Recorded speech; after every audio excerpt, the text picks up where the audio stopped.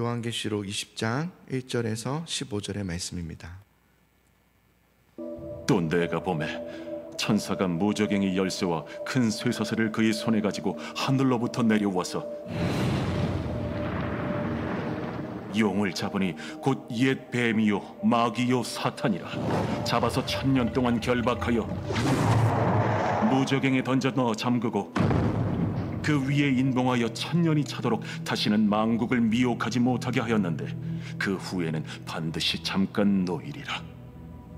또 내가 보좌들을 보니 거기에 앉은 자들이 있어 심판하는 권세를 받았더라.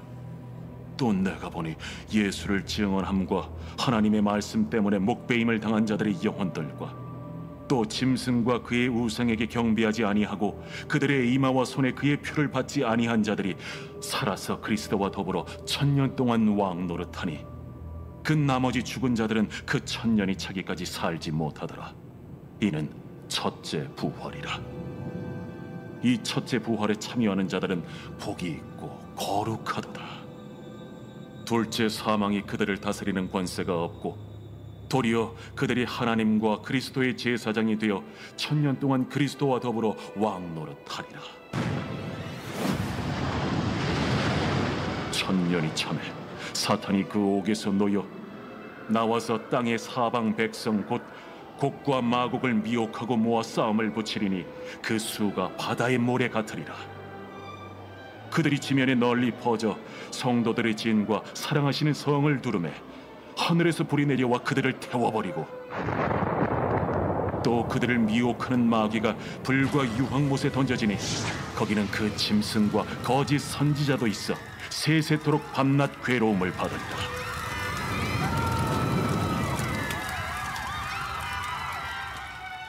또 내가 크고 흰 보좌와 그 위에 앉으신 이를 보니 땅과 하늘이 그 앞에서 피하여 간데 없더라.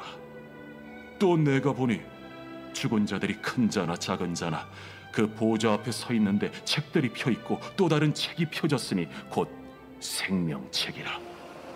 죽은 자들이 자기 행위를 따라 책들에 기록된 대로 심판을 받으니 바다가 그 가운데에서 죽은 자들을 내주고 또 사망과 음부도 그 가운데에서 죽은 자들을 내주매 각 사람이 자기의 행위대로 심판을 받고 사망과 음부도 불못에 던져지니 이것은 둘째 사망 곧 불못이라. 누구든지 생명책에 기록되지 못한 자는 불못에 던져지더라. 아멘. 오늘 이제 천년 왕국에 대한 말씀이 이제 나옵니다. 천년 왕국에 대해서 네 가지 견해가 크게 이제 있는데요. 새벽이지만 피곤한 시간이지만 그래도 나눠봐야 할 것 같습니다. 총 네 가지가 뭐냐면 첫 번째는 역사적 전천년설이라고 합니다. 역사적 전천년설이라는 게 뭐냐면 이제 재림을 중심으로 하는 겁니다. 순서를 예수님이 재림하셔서 모든 악을 심판하시고 나서 천년 왕국이 시작된다. 이게 이제 역사적 전천년설이라고 합니다. 재림이 먼저 있는 것이죠. 그리고 후천년설이 있는데요. 후천년설은 뭐냐면 세상의 악은 점점점 없어지고 복음이 세상을 가득 덮게 되므로 세상은 복음화 될 것이다. 그 시대를 천년왕국이라고 보는 견해예요. 그리고 나서 예수님이 재림하신다라는 견해가 후천년설입니다. 그래서 재림이 먼저 있겠다, 먼저 있을 것이다. 그 역사적 전천년설. 그리고 후천년설은 재림이 뒤에 있을 것이다. 세대주의적 전천년설이 있습니다. 이거는 좀 잘못된 해석인데요. 뭐냐면 예수님이 재림하실 때 우리가 흔히 많이 들어보셨을 거예요. 믿는 사람들은 공중으로 휴거될 것이고 그래서 어린 양의 혼인잔치에 참여하게 될 것이고 지상에서는 7년 대환란이 일어날 것이다 라는 잘못된 설이죠. 이 7년 대환란 동안에 유대인들, 이스라엘, 예루살렘은 회심하면서 일어나게 될 것이고 그때에 예수님이 다시 오신다. 예수님의 재림이 두 번 오는 겁니다. 이게 이제 세대주의적 전천년설입니다. 우리 개혁주의에서는 이거를 받아들이지 않죠. 그리고 가장 이제 개혁주의적인 해설은 뭐냐면 무천년설입니다. 천년 왕국이라는 그 천년이라는 것을 숫자로 보는 게 아닙니다. 그러니까 요한계시록을 모든 것은 아니지만 다 숫자로 보거나 문자로 그대로 보지 않죠. 이 무천년설도 마찬가지입니다. 천년왕국이라고 해서 뭐 천년 뭐 그렇게 보는 것이 아니라 복음 시대를 상징으로 보는 견해입니다. 그러니까 예수님이 십자가에서 죽으시고 승천하셔서 성령을 부어주시죠. 그래서 오순절 다락방의 역사가 일어남으로 초대교회가 이제 교회가 시작되지 않습니까? 그때로부터 주님 오시는 그날까지의 그 주님 오시는 그 심판이 시행되기까지, 오셔서 시행하기까지의 그 교회 시대, 그 시대를 천년왕국이라고 보는 것이죠. 이게 이제 우리 개혁주의자들이 이제 주장하는 설이고요. 가장 주장한다기보다는 이 입장이 가장 많고요.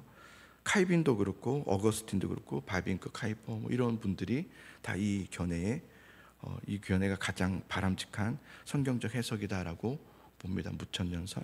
저도 마찬가지고요. 그러나 저는 우리가 너는 뭐 전천년설이냐 무천년설이냐 이게 중요하지는 않아요. 왜냐하면 총신 안에서도 이게 조금 갈라집니다. 나는 그래도 전천년설이야, 나는 무천년설이야, 뭐 그럴 수는 있습니다. 중요하진 않습니다. 중요한 견해가 뭐냐면, 성경적인 중요한 우리의 가르침은 뭐냐면 이겁니다. 마태복음 24장과 25장에 예수님께서 제자들에게 종말론에 대한 말씀을 해주셨거든요. 그 말씀이 이제 중요한데요. 예수님이 이제 재림하시기 전에 일어날 일들에 대한 여러 가지 말씀을 제자들에게 하셨어요. 근데 그때 그거였어요. 복음이 온 천하에 전파될 것이다. 그죠? 그리고 세상은 혼란스럽고 복잡하며 자연재해는 계속될 것이다. 계속 더해질 것이다 라는 것. 그 다음에 그렇다고 해서 재림의 어떤 징조가 따로 있는 것은 아니다. 왜냐하면 그날과 그때는 예수님께서 그러셨어요. 나도 모른다 그랬어요. 나도 모른다. 아버지께만 아신다. 딱 잘라 말씀하셨죠. 그러니까 이것은 재림의 징조가 뭐 지금 이젠 이러지 않다는 거죠. 그러지 않다. 그러면서 주님이 재림하시기 전에 일어날 어떤 종말론에 대해서 핵심적으로 가르쳐 주셨던 게 뭐냐면 이거예요. 너희는 그때에 항상 깨어 있으라 하였어요. 이게 핵심입니다. 그러니까 뭐 전쟁이 일어날 것이다. 뭐 우리 이제 이단들이나 사이비들이나 이런 분들이 제일 많이 하는 게 막 전쟁 보면서 이제 곧 오신다, 막 3차 대전이 일어날 것이다, 뭐 계속 겁을 주면서 겁박하면서 일어날 수도 있겠죠. 근데 그런 것으로 뭐 재림이 이제 뭐 다가왔다 이렇게 막 끼워 맞춘다는 것은 좀 억지스럽습니다. 왜냐하면 주님은 그게 중요하지 않다고 그랬어요. 중요한 것은 뭐냐면 깨어 있는 거예요. 주님 앞에 깨어 있는 것. 마귀 사탄의 그 악의 추종자들에 대한 심판이 있을 거예요. 심판이 있을 것이고, 그리고 믿음으로 산 순교자들이 있겠죠. 믿음으로 살아낸 자들, 영적인 자들, 믿음의 성도들, 그들은 하나님께서 주님께서 예비하신 새하늘과 새 땅에 입성하게 될 거예요. 그러니까 예수님께서 가르쳐 주신 종말론은 그거예요. 어떤 뭐 무슨 설이다, 뭐 후천년설, 무천년설 이걸 말씀하신 게 아니라 깨어 있으라였어요. 너희는 정말 예민하게 깨어 있어야 된다. 이 말씀을 하신 거죠. 다시 오실 예수 그리스도, 반드시 오실 그 예수 그리스도, 그날을 맞이하게 될 거예요. 우리는 그날을 다 맞이하게 됩니다. 먼저 죽었더라도 다시 살아나서 맞이하게 됩니다. 맞이하게 될 때 우리는 그때 믿음을 지켜내는 그 깨어있음이 필요하다는 것을 주님께서 말씀하셨어요. 자, 이제 1절부터 보시면, 오늘은 다 너무 내용이 많아서 다 못하지만 1절부터 보시면 사도 요한이 눈을 열어서 한 천사가 하늘로부터 내려와서 용을 잡았다 그랬어요. 이 용은 옛뱀, 뭐 그래서 마귀 사탄을 말하는 거죠. 그 용을 잡아서 1000년 동안 결박하여서 무저갱으로 집어넣고 나오지 못하도록 인을 임봉하여서 결박하였다. 그래서 1000년이 차도록 만국을 미혹하지 못하게 하였다라는 이 말씀이 있어요. 그럼 마귀 사탄은 이미 예수 그리스도의 십자가로 인하여서 패배하였죠. 패배하였습니다. 꼭 기억하세요. 마귀는 패배하였어요. 그러나 아직 미세한 세력은 허락되었어요. 패배하였지만 미세한 세력은 허락되었어요. 그래서 그래요. 이 기간 동안은 성도들을 계속해서 미혹하고 흔들며 믿음으로 떠나도록 할 거예요. 이 지금의 이 천년왕국 때에. 그러나 변하지 않는 사실이 있어요. 그걸 말해주는 거예요. 결박하여서 무적행으로 집어넣었다는 것은 뭐냐면, 그 마귀의 세력이 아무리 발버둥친다 해도 승패는 뒤집을 수 없다는 것을 말하는 거예요. 이미 이기셨어요. 아멘. 이미 이기셨어요. 승패는 뒤집을 수 없어요. 아무리 공격을 하고 아무리 흔들리게 한다 할지라도 승패는 뒤집을 수 없다 해요. 근데 7절에 보시면 천년이 참에 사탄이 그곳에서 놓여지는 때가 있다라고 말씀하셨어요. 자, 분명한 전제가 있어요. 승패는 뒤집을 수 없다 해요. 예수님은 이미 이기셨고 마귀는 패배하였다. 승패는 바꿀 수 없지만 자신들의 본성대로 계속해서 미혹해요. 그럴 거라는 거예요. 계속해서 미혹할 거라는 거예요. 그의 본성대로. 에덴 동산에서 아담과 하와를 미혹하고 넘어뜨리겠던 것처럼, 그 믿음 앞에 성실했던 다윗까지도 음란에 빠져서 넘어뜨렸던 것처럼, 가룟 유다에게 돈에 눈이 멀어서 예수님을 팔아 넘기게 했던 그런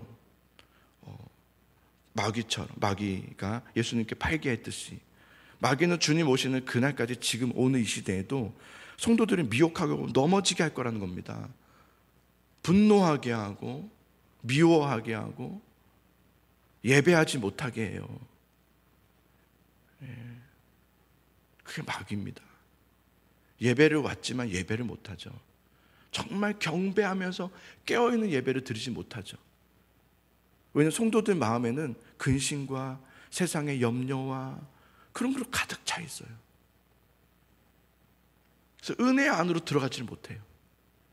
고개를 들지 못합니다. 하나님 앞에 고개를 들고 주여라고 하지 못해요. 그냥 숙이고 있을 수밖에 없는 거죠.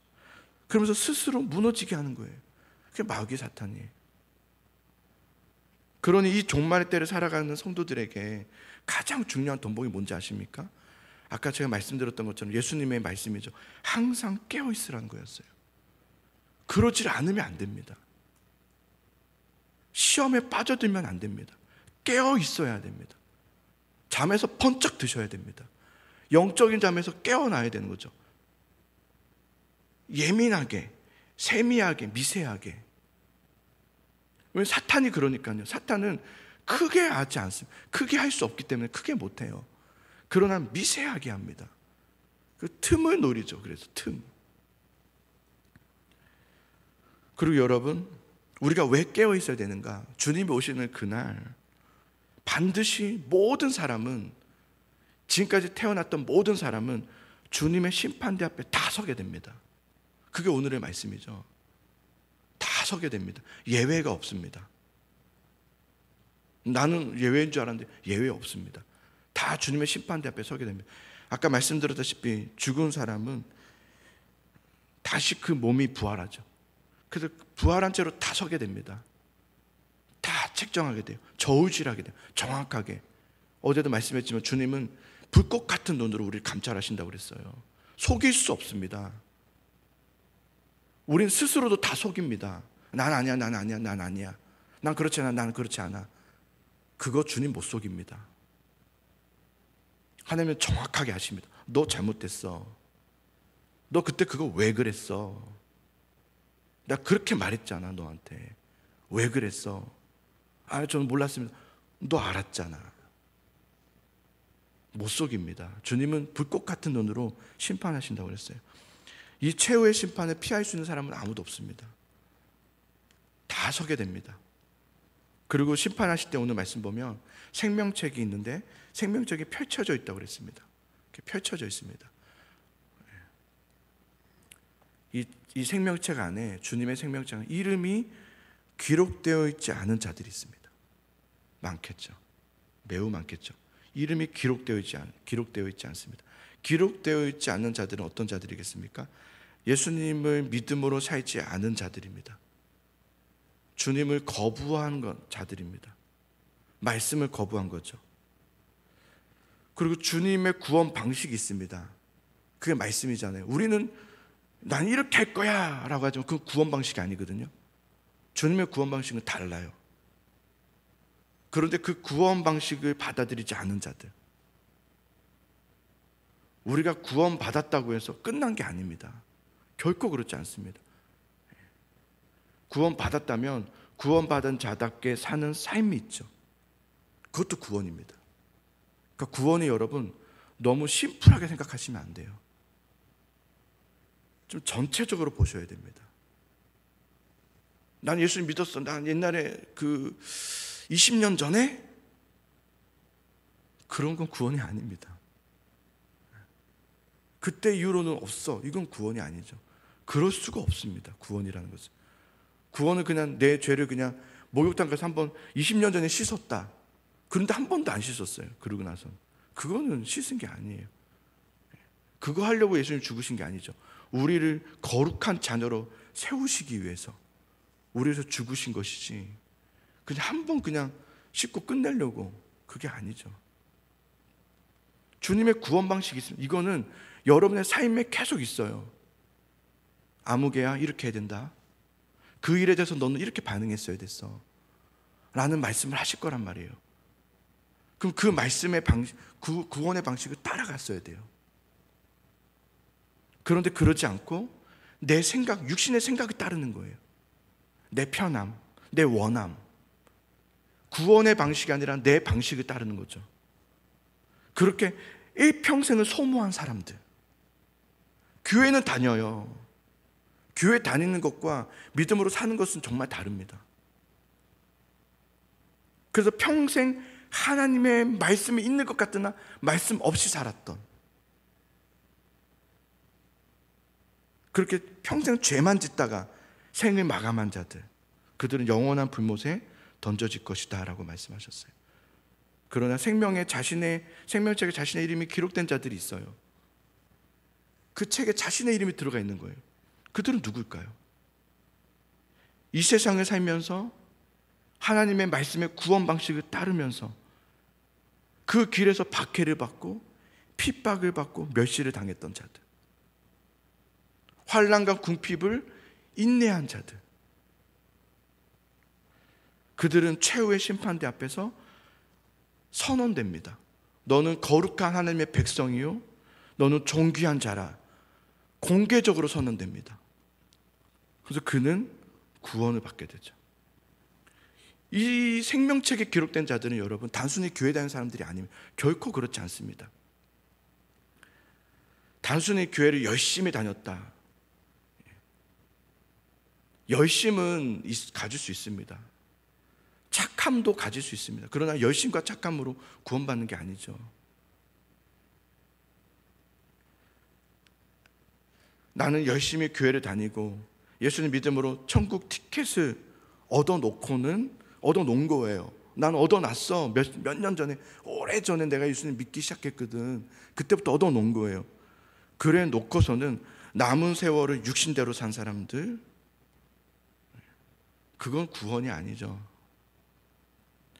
이 생명책에 기록된 자들은 그렇게 산 자들이 아니라 믿음으로 전신전력을 다한 자들입니다. 전력 투구를 다하면서 하나님께 영광 돌리는 삶을 살려고, 내 영광이 아니라 내가 이기는 게 아니라 하나님의 영광을 위해서 산 자들, 그 삶을 추구한 자들, 그 길이 힘들고 고됨을 알아도 내가 그 믿음의 길로 가겠습니다 라면서 주님의 성품에 참여한 자들,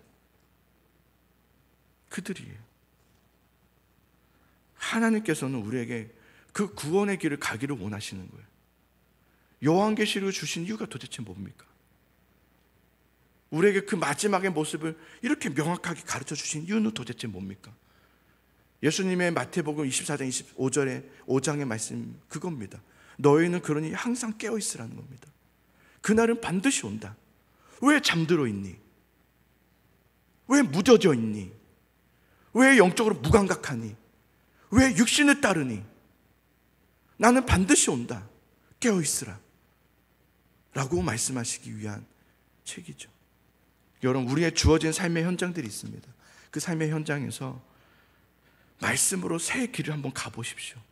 말씀으로 새 삶을 살아보시기 바랍니다.